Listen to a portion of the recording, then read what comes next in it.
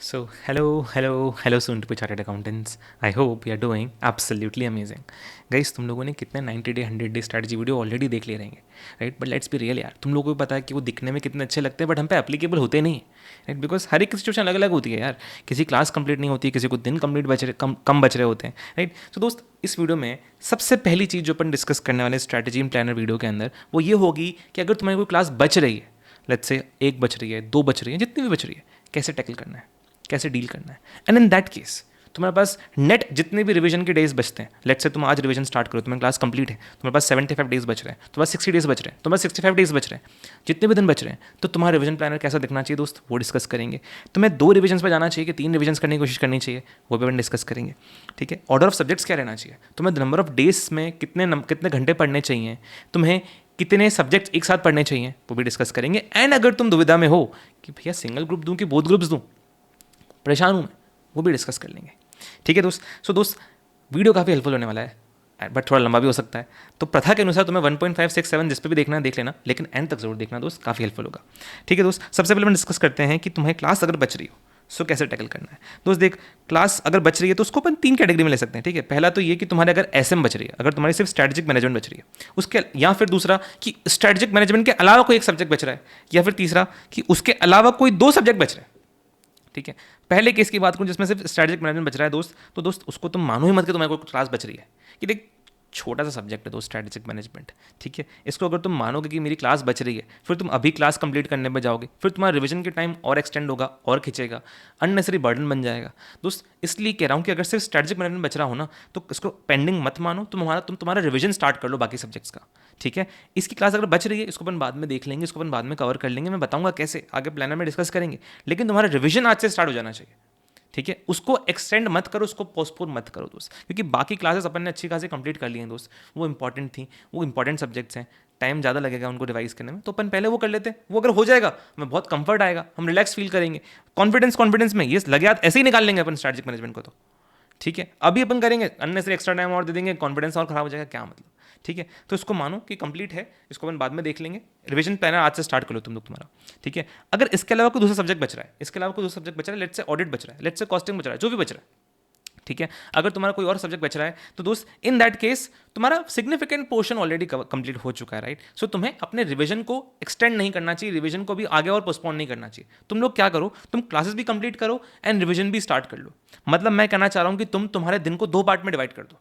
ठीक है, first half में लेट्स से तुम क्लास कंप्लीट करने पे ध्यान दो, सेकंड हाफ में तुम उसी ग्रुप का जिसकी तुम क्लास अभी ले रहे हो, उसी ग्रुप के किसी दूसरे सब्जेक्ट की रिवीजन स्टार्ट कर लो. फॉर एग्जांपल, अगर तुम ऑडिट क्लास ले रहे हो तो तुम कॉस्टिंग का रिवीजन यहाँ पे स्टार्ट कर सकते हो.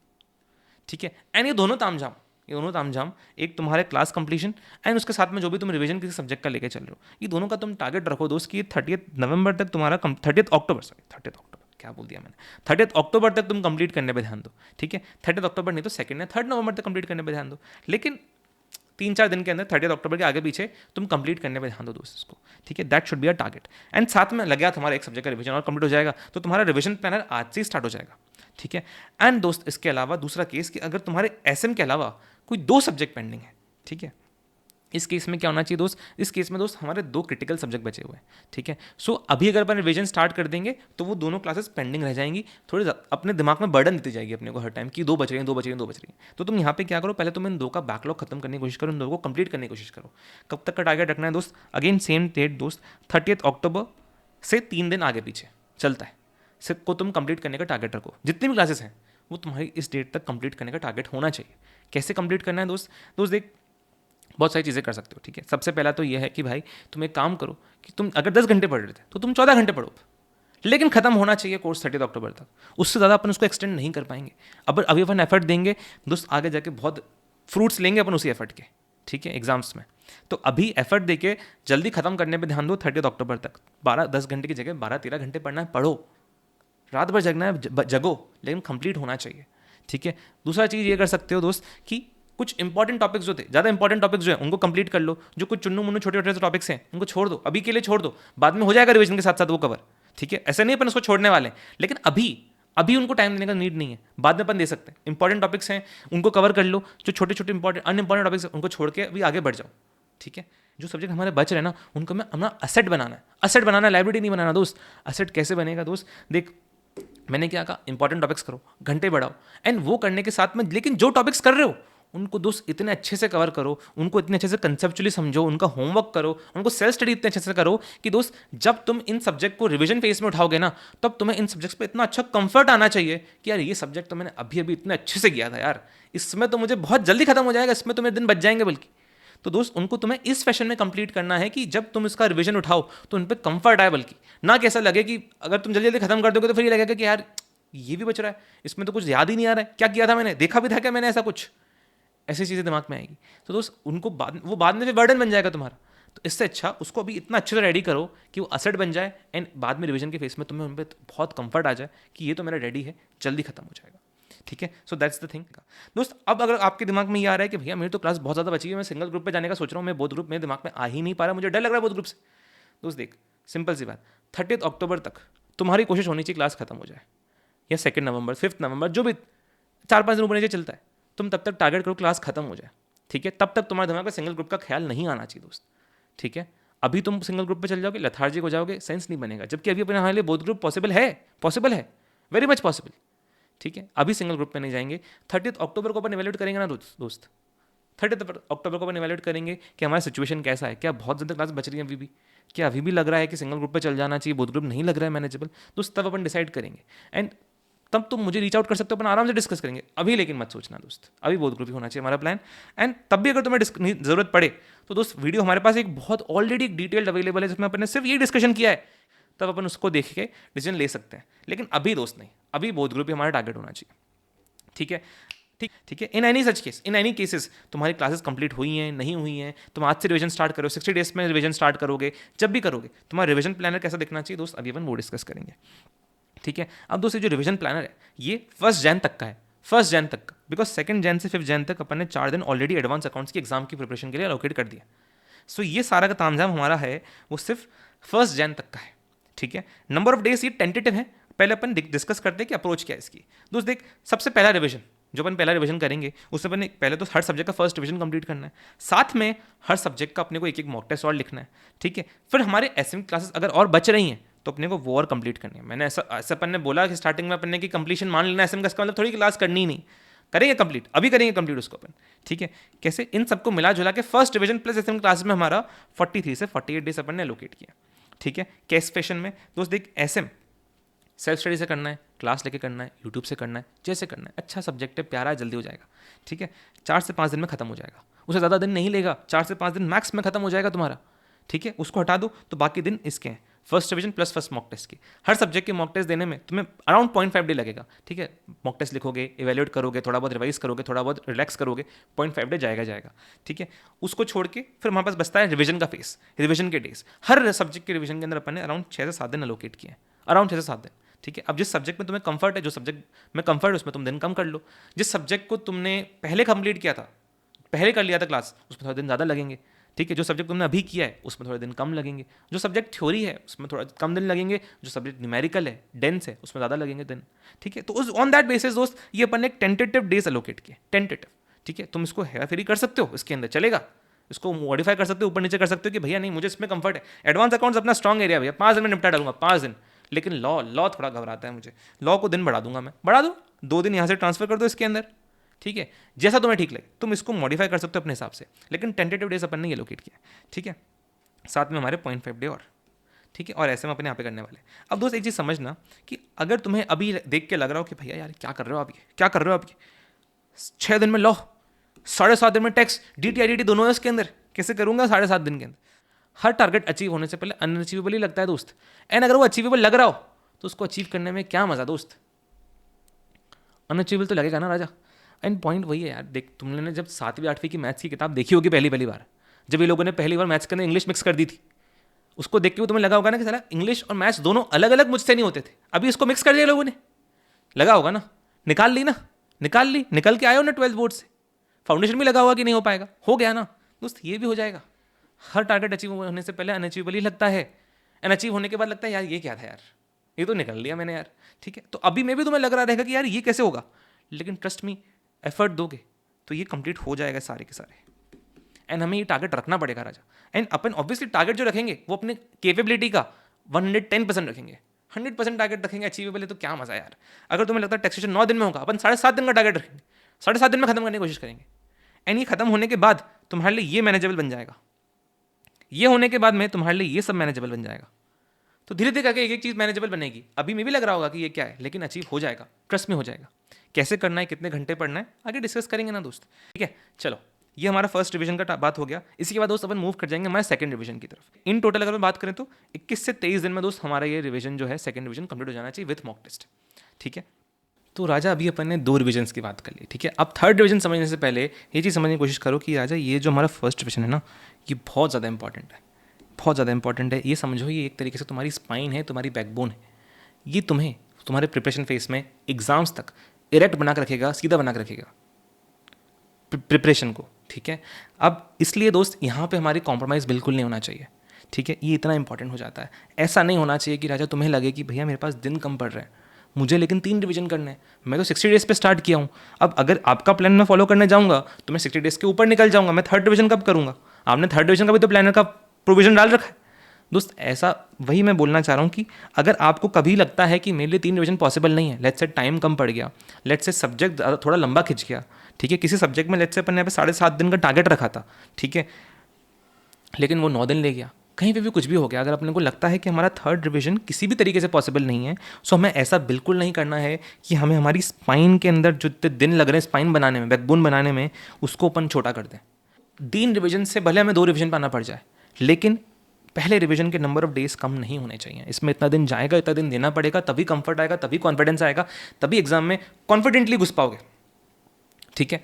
एंड दोस्त वही दूसरी चीज़, ये तुम्हारा स्पाइन है, ये एक तरीके से तुम्हारा डर निकालने के लिए, सेकंड रिवीजन तुम्हारा डर निकालने के लिए ये क्या करता है, ये बस तुम्हें महसूस कराता है कि सब्जेक्ट देखा हुआ मेरा, ठीक है। ये सब जो मैं पढ़ रहा हूँ ये सब देखा देखा है, तुम्हें महसूस कराता है। तो मैं थोड़ा तुम्हारे अंदर का थोड़ा डर निकालता है कि हाँ देखा हुआ तो है, देखा हुआ तो है, कितनी बार देख लिया, बस उसको वो डर डराने के, कंफर्ट देने के लिए, फेमिलियर फील कराने के काम का है, ठीक है। तो इसमें तुम थोड़ा और निखारते हो अपनी प्रिपरेशन को, ठीक है। ये जो थर्ड डिवीजन है ना दोस्त, थर्ड डिवीजन में मैं क्या बताने वाला हूँ समझना, ये एक तरीके से बस एक टचअप है, टचअप दे रहा है बस निखारने के लिए, हल्का सा बस थोड़ा बस फाइन ट्यूनिंग करने के लिए, बस ये ऐसा समझ लो, ठीक है। इसके अंदर अपन क्या करने वाले हैं, इसके अंदर जो से टॉपिक्स थे जिनके अंदर लेट्स से हमारा कुछ हल्का सा वीक एरिया रह गया था, हमें फिर भी सेकंड डिवीजन के बाद में हमें लगता है कि कुछ ऐसे टॉपिक्स हैं जिनमें थोड़ा सा ना थोड़ा डर लग रहा है, थोड़ा दगदग हो रहा है, ठीक है। तो उनको बस अपन यहाँ पे थोड़ा सा स्ट्रॉन्ग करने के लिए अपन यहाँ पे दिन अलोकेट करें, और कुछ नहीं है यहाँ पे। तो अगर आप ये नहीं कर रहे हो, अगर आप पहले 2 कर रहे हो, आपका काम हो गया राजा, आपकी यहाँ पे स्पाइन रेडी हो गई है, यहाँ पे आपने अपना डर निकाल लिया है, आप रेडी हो, एग्जाम रेडी। ये सिर्फ टचअप करने के लिए, निखार देने के लिए, इसको कॉम्प्रोमाइज करोगे चलेगा, यहाँ कॉम्प्रोमाइज बिल्कुल नहीं होना चाहिए, ठीक है।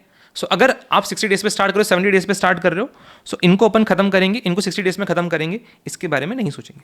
अगर आपके पास दिन है अभी, अगर आपको लगता है कि नहीं ये सब अच्छे से करने के बाद में, इतने दिन में करने के बाद मेरे पास दिन बच रहे हैं, तो अपन जितने भी दिन बचेंगे, इसलिए मैंने यहाँ पे रिमेनिंग डेज लिखा है, मैंने यहाँ पे दिन डाले ही नहीं है, जितने भी रिमेनिंग डेज बचेंगे उसको अपन यहाँ पे लोकेट करेंगे। रिमेनिंग क्यों राजा, देख अपन ने यहाँ पे तो लोकेट कर दिया, लेकिन किसी सब्जेक्ट में तुम्हारे ज़्यादा दिन लग जाएंगे, किसी में तुम्हें कम लगेंगे, ठीक है। किसी में तुम लेट्स से तुम एक दिन तुम्हारी तबीयत खराब हो गई, एक दिन तुम्हारा पढ़ने का मन नहीं किया, दिवाली बना ली तुमने, तो दिन थोड़े थोड़े कम होंगे, जितना अपन ने प्लान आउट किया है उससे दिन थोड़े एक्सटेंड होंगे, ओवर रन होंगे, उसको अपन कहाँ से कॉम्पनसेट करेंगे दोस्त, उसके बाद उसको अपन यहाँ से कम कर लेंगे, ठीक है। एडवांस अकाउंट्स को क्यों छोड़ना है इसके अंदर दोस्त, एडवांस अकाउंट्स को इसलिए छोड़ रहे हैं क्योंकि दोस्त अपन 2 से 5 जन तक वैसे भी 4 दिन तो अपन दे रहे हैं ना एडवांस अकाउंट्स को, तो वहाँ पे एडवांस अकाउंट को 4 दिन अपन दे रहे हैं एग्जाम से पहले, वापस से क्यों उठाना है तुमको, ऑलरेडी थर्ड रिवीजन की तुम 4 दिन दे रहे हो, और यहाँ पे इन सब्जेक्ट्स का बेचारों के पास डेट दी नहीं है, तो इनको थोड़ा टाइम दे देंगे अपन पहले, ठीक है। अब तुम्हारा सब्जेक्ट्स क्या रहना चाहिए, जो तुम्हारा पहले तुमने अभी रिसेंटली सब्जेक्ट्स खत्म करें उनको तुम पहले रिवीजन कर लो, ठीक है, क्योंकि अभी भी खत्म हुआ जल्दी रिवाइज हो जाएंगे।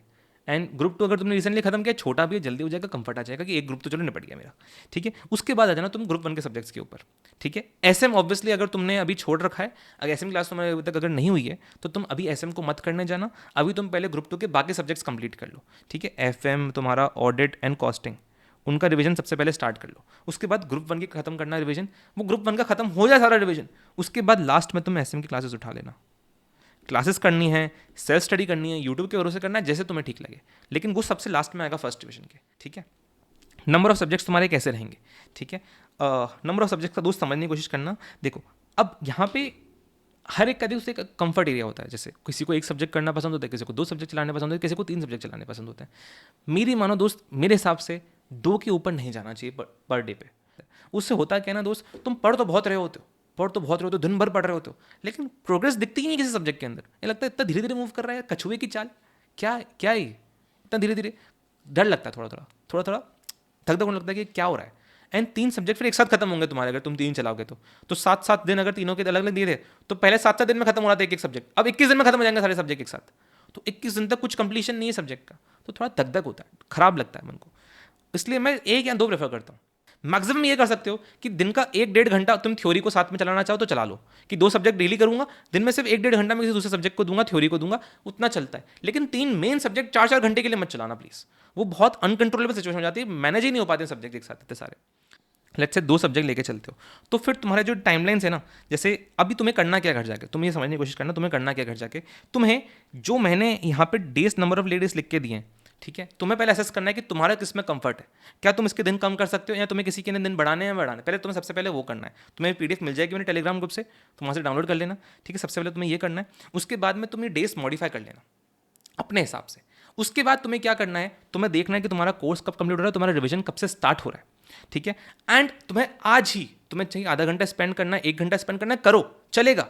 लेकिन ये वेरी इंपॉर्टेंट है कि तुम्हें घर जाके आज घर की दीवार पे अपने सामने एक पेस्ट कर लेना है टाइम टेबल, कि मेरा फर्स्ट रिवीजन आज से स्टार्ट हो रहा है, आज से अगले 7 दिन तक मैं ये सब्जेक्ट करने वाला हूँ, उसके बाद मैं ये सब्जेक्ट करने वाला हूँ, डेज वाइज, कि इस सब्जेक्ट में मैंने इतने यहाँ से यहाँ तक के दिन अलोकेट करें, इस सब्जेक्ट में इतने से इतने दिन अलोकेट करें, ठीक है। ऐसा फर्स्ट रिवीजन का तुम्हारे पास प्रॉपर डेट वाइज होना चाहिए कि इस सब्जेक्ट का इतना इतना दिन मैंने अलोकेट किया, ठीक है। सेकंड रिवीजन के लिए तुम्हारे पास सिर्फ ब्रॉडर डेज भी लिख दोगे कि सेकंड रिवीजन में मैंने 40 दिन दे रखे, 20 दिन दे रखे, चलेगा, वो भी मत करो, क्योंकि तुम्हें अभी इतना आइडिया लगेगा ही नहीं कि मुझे सेकंड डिवीजन में कितने दिन लगेंगे। अभी तुम्हें फर्स्ट डिवीजन के बाद इतना आइडिया लगेगा कि तुम्हें किस सब्जेक्ट में कितना ग्रिप है, कितना कंफर्ट है, कितना टाइम लगता है। तो फर्स्ट डिवीजन के डेज अलोकेट कर लो, आज ही बना लो, ठीक है। अगर नहीं बनाओगे तो फिर तुम थोड़े फैल जाओगे, थोड़े बिखर जाओगे, थोड़े लथार्जिक हो जाओगे। जब दिमाग में टारगेट रहता है ना कि मुझे ये अचीव करना है, तो कॉन्स्टेंटली दिमाग में वही चलता रहता है, सिर्फ उसको अचीव करने पे लगते हैं। अगर वो नहीं बनाते तो फिर लगता है बहुत टाइम है मेरे पास, बहुत टाइम आराम से करूंगा, जबकि टाइम उतना हमारे पास नहीं है, हमें बहुत प्रॉपरली प्लान करना पड़ेगा। हाँ राजा, अभी अपन डिस्कस कर लेते हैं कि तुम्हें डेली कितने घंटे पढ़ना चाहिए, एंड कुछ और टिप्स भी तुम्हें शेयर करता हूँ which will be very useful ना। दोस्त देख, सबसे पहली चीज़ ना, एक चीज़ समझने की कोशिश करना, अपन ने ना डेट वाइज, सब्जेक्ट वाइज अपन ने एक शेड्यूल बनाया किसी रिवीजन का, राइट, कि इतने से इतने दिन तक मुझे एडवांस अकाउंट चलना है, इस डेट तक मुझे लॉ करना है। एक और चीज़ तुम्हें करनी है कि जब भी तुम किसी सब्जेक्ट को स्टार्ट कर रहे हो, लेट्स से आज तुम एडवांस अकाउंट स्टार्ट कर रहे हो, तो तुम्हें एक बहुत इंपॉर्टेंट चीज़ करनी है कि जितने भी दिन तुमने अलोकेट कर रखे थे टोटल एडवांस अकाउंट्स के लिए, उस रिवीजन के लिए, उसको आप चैप्टर वाइज अलोकेट कर लो कि इस चैप्टर को मुझे 7 घंटे में खत्म करना है, इस चैप्टर को मुझे 4 घंटे में खत्म करना है, इस एज को मुझे 3 घंटे में खत्म करना है, ठीक है। ये चैप्टर वाइज अलोकेशन होना बहुत इंपॉर्टेंट दोस्त, बिकॉज होता क्या है ना कि हम किसी पर्टिकुलर चैप्टर को एज को ज़्यादा टाइम अलोकेट कर देते हैं, एंड बाद में बीच में आके मालूम पड़ता है, लेट्स से डे 3 पे आके मालूम पड़ता है कि मैं तो बहुत ज़्यादा टाइम दे दिया, एंड अब ऐसा लग रहा है कि मेरा कोर्स 7 दिन के अंदर खत्म हो ही नहीं पाएगा, मेरे को तो 9 दिन लग जाएंगे। दोस्त, जो अपन ने टारगेट अलोकेट कर रखा था एडवांस अकाउंट्स के लिए टोटल, वो मीट करने के लिए इट्स इंपॉर्टेंट कि अपन उसको चैप्टर वाइज ब्रेक कर दें। तो किसी भी सब्जेक्ट को स्टार्ट करने से पहले सबसे पहले ये चीज़ करो कि उसके अंदर चैप्टर वाइज एलोकेशन कर दो कि इसके इतने घंटे, इसके इतने घंटे, इसके इतने घंटे। एफएम के रिगार्डिंग अगर आपको ऐसा चाहिए प्लानर तो मैं दे दूंगा, बाकी सब्जेक्ट्स के अंदर आप खुद से बना सकते हो या फिर अपने टीचर्स को रीच आउट कर सकते हो, वो आपको इसके अंदर हेल्प कर देंगे, ठीक है। ये चीज़ आपको करनी बहुत इंपॉर्टेंट है दोस्त, ठीक है। दूसरी चीज़ दोस्त कि हमें कितने घंटे पढ़ना चाहिए। दोस्त देख, अभी अपन जिस पोजीशन पे हैं, ठीक है, भले से मे बी तुम्हें ये लग रहा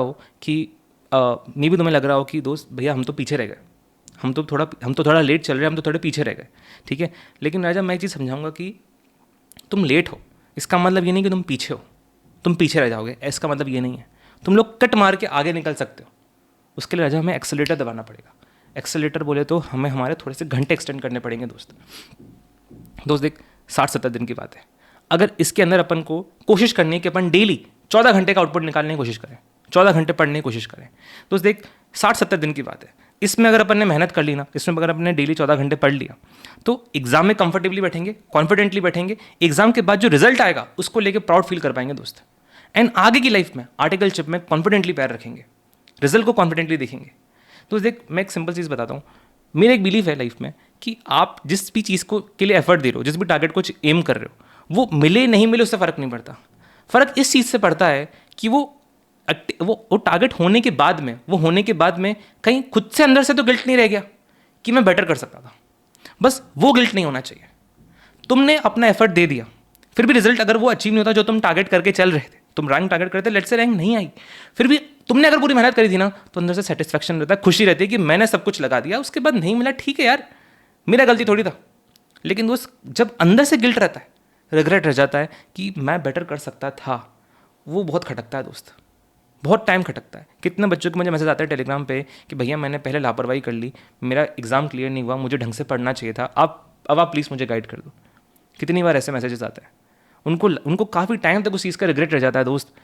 बस हमें ये इंश्योर करना है कि आज अपन जिस सिचुएशन में है, हमारे पास सिर्फ 60, 70, 75 जितने भी दिन बच रहे हैं, उसमें अपन हम दोस्त इतने अच्छे से पढ़ाई करें कि एग्ज़ाम दे के आए तो हमें इतना सेटिस्फैक्शन ज़रूर हो कि हमने अपनी पूरा एफर्ट लगा दिया। बाद में रिजल्ट जो भी आएगा देखा जाएगा यार, देखा जाएगा।